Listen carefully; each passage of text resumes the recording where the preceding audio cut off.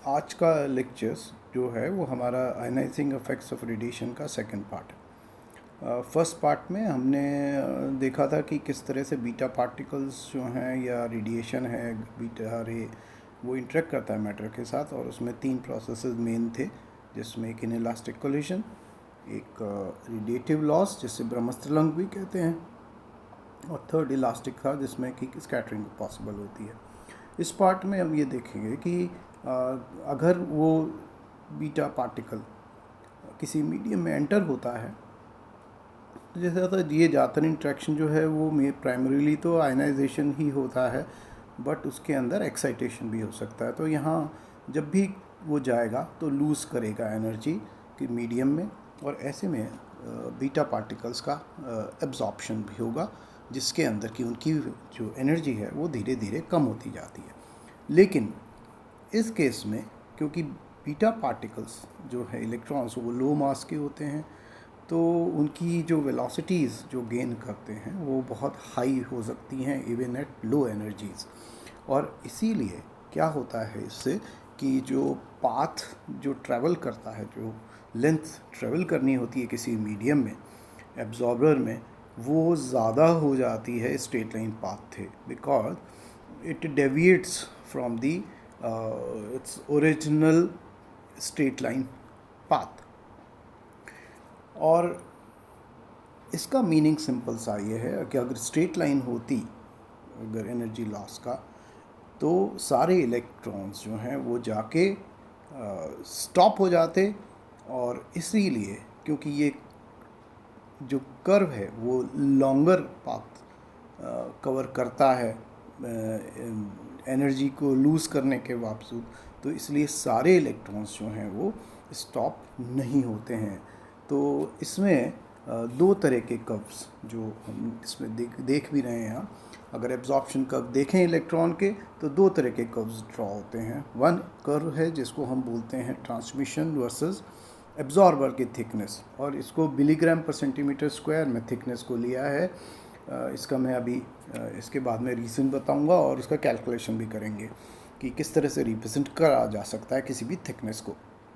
तो इसका कर्व देखेंगे तो एक ये, अगर मोनो एनर्जेटिक एक सिंगल एनर्जी के इलेक्ट्रॉन्स आते हैं तो उनका जो वैल्यू ऑलमोस्ट कर्व लीनियर होता है, और इसीलिए इसको जब हमें समझना है कि इसको फिर क्योंकि ये ड्रॉप तो नहीं हुआ to zero of the Y axis, so therefore जहाँ पे ये अगर हम इसको एक्स्ट्रापोलेट करें कर्व को, तो जहाँ ये बैकग्राउंड को काटेगा उसको हम बोलते हैं प्रैक्टिकल रेंज, आरपी से डिनोट किया हुआ है।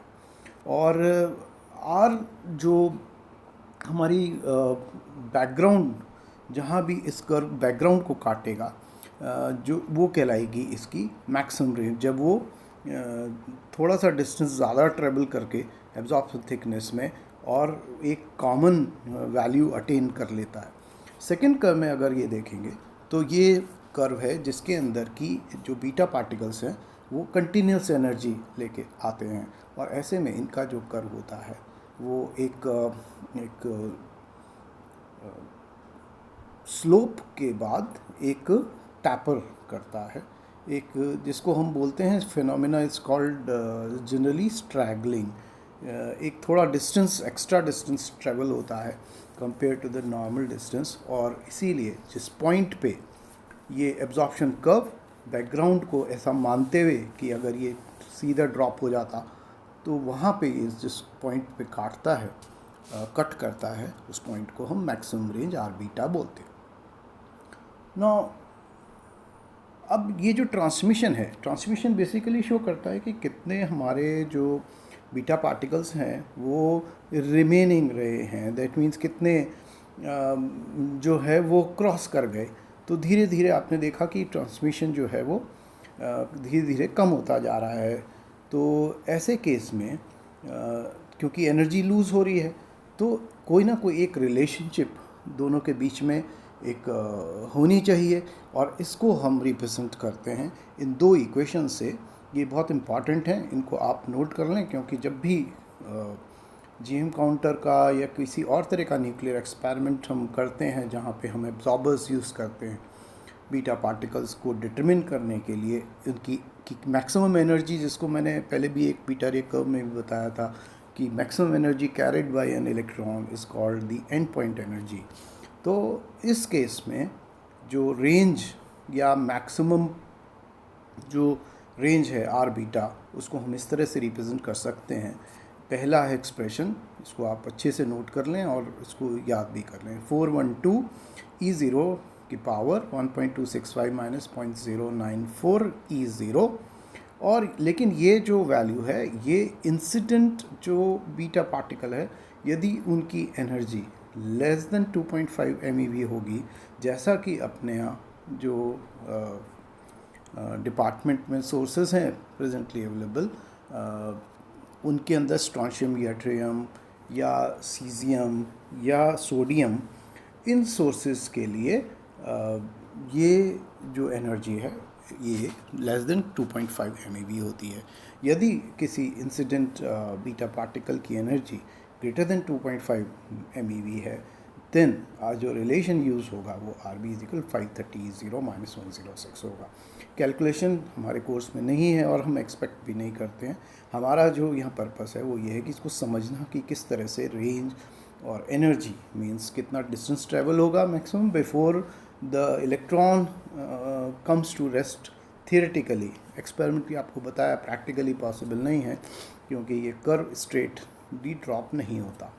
इसके अंदर जो रेंज है उसको मिलीग्राम पर centimetre square, because nuclear physics में जब हम थिकनेसेस डिस्टेंसेस की बात करते हैं तो जहाँ एनर्जी का कंसिडरेशन होता है या एक्सप्रेस करना होता है, हम उसको मिलीग्राम पर सेंटीमीटर स्क्वायर या ये कहें कि वेट या मास पर यूनिट एरिया के फॉर्म में एक्सप्रेस करते हैं। आपको पता होगा क्रॉस सेक्शन जो भी है किसी प्रोसेस के लिए, that is also given by the area.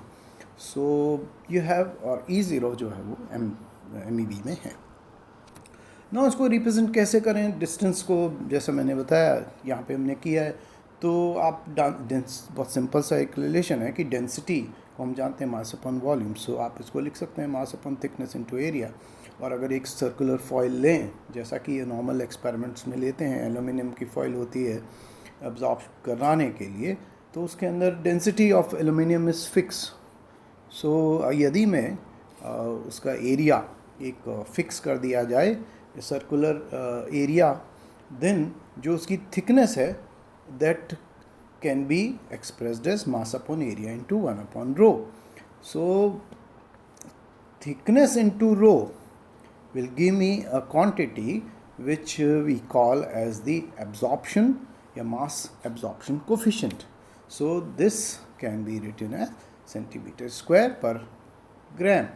So relative distance जो है वो हमारा, जिसको हम रेंज कह लें या हम थिकनेस कह लें या डिस्टेंस कह लें, उसको पता करने के लिए बहुत सिंपल तरीका है कि आपके पास डेंसिटी पता है और आपको एरिया पता है, तो आप सिंपली किसी भी एक फिज़िकल बैलेंस में, इलेक्ट्रॉनिक बैलेंस में जाके और आप इसकी फॉइल्स को वे कर सकते हैं। तो सीधा वेइंग से आप उसकी थिकनेस को मेजर कर सकते हैं कि हाउ मच थिकनेस उस फॉइल की होगी।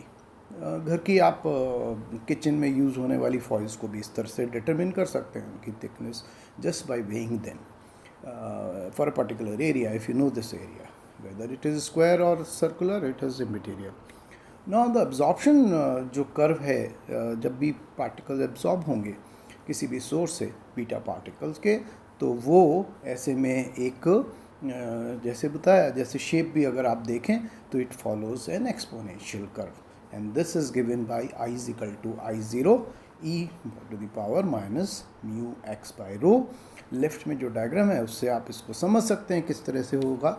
अगर ये स्लैब है और इसमें से एक बीच का डिस्टेंस ऐसे मान लें कि ΔX है या x सपोज कीजिए करते हैं, तो इंसिडेंट बीम आएगी जिसकी intensity means number of particles per unit area per unit time falling on a slab of thickness, certain thickness, then it traverse कितना डिस्टेंस ट्रेवल करेगा वो x है, और ट्रांसमिटेड जो बीम है उसका वैल्यू जो है वो I से आप रिप्रेजेंट करेंगे, और I से करने से इसमें जो वैल्यू म्यू बाई रो, इसको हम मास एब्जॉर्प्शन कोफिशिएंट बोलते हैं, और म्यू जो है वो हमारा एब्जॉर्प्शन क्रॉस सेक्शन है.